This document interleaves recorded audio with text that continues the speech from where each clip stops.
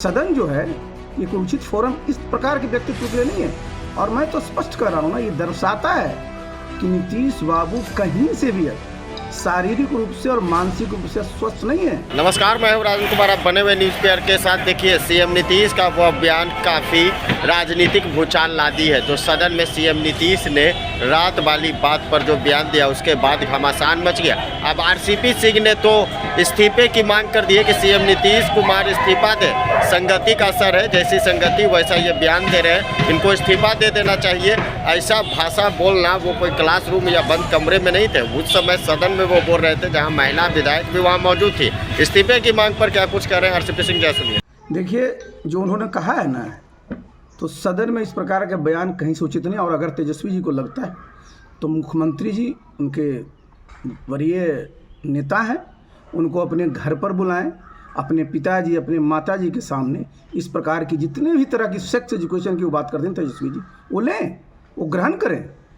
लेकिन ये जो है ना, ये सदन जो है ये कोई उचित फोरम इस प्रकार के व्यक्तित्व के लिए नहीं है। और मैं तो स्पष्ट कर रहा हूँ ना, ये दर्शाता है कि नीतीश बाबू कहीं से भी शारीरिक रूप से और मानसिक रूप से स्वस्थ नहीं है। उनकी मानसिक रुग्णता का यह परिचायक है। और एक मानसिक रूप से रुग्ण व्यक्ति क्या प्रदेश को की सेवा कर पाएगा। कई महिला उस हाउस में रो गई है इस बात। कितनी शर्मिंदगी महसूस कर रहे हैं। देखिए, ये जहाँ बोल रहे थे ना, ये कोई बच्चों का क्लासरूम नहीं था, या अपनी इनके मित्र मंडली नहीं थी, ये सदन है। और सदन जो है उसकी गरिमा बनी रहती है। पब्लिक लाइफ में पब्लिक डिसेंसी बहुत इंपॉर्टेंट चीज़ होता है। और अगर वही ख़त्म हो जाएगा तो क्या बचता है।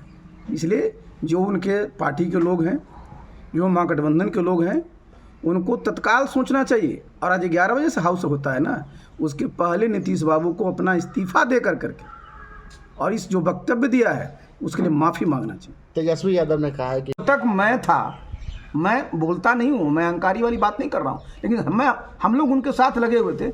नीतीश बाबू का इस प्रकार का वक्तव्य कभी आपने सुना था? इस प्रकार की भाव भंगिमा कभी सुनी थी? तो जैसी संगति होगी जनाब, उसी प्रकार का आपका क्रियाकलाप होगा। तो जो संगति आपकी है उसी प्रकार का क्रियाकलाप हो रहा, तब कृपया कर करके कम से कम बिहार को बकस दीजिए, बिहार वासियों को बकस दीजिए। तो क्या लगता है कि संघ गुंजात वहीं स्वाभाविक है। संगति का प्रभाव आपके पास पड़ता ही है, पड़ेगा ही। और आपने एक बात मैं फिर बोल दूं, भगवान यही इंसाफ देते हैं। आपने जो बिहार की जनता के जनादेश का अपमान किया, उसका जो है नतीजा आपको भुगतना पड़ेगा। और आप तो भुगत रहे हैं। इससे ज़्यादा बुरा बिहार के लिए तो कुछ नहीं होगा और आपके लिए भी कुछ नहीं है।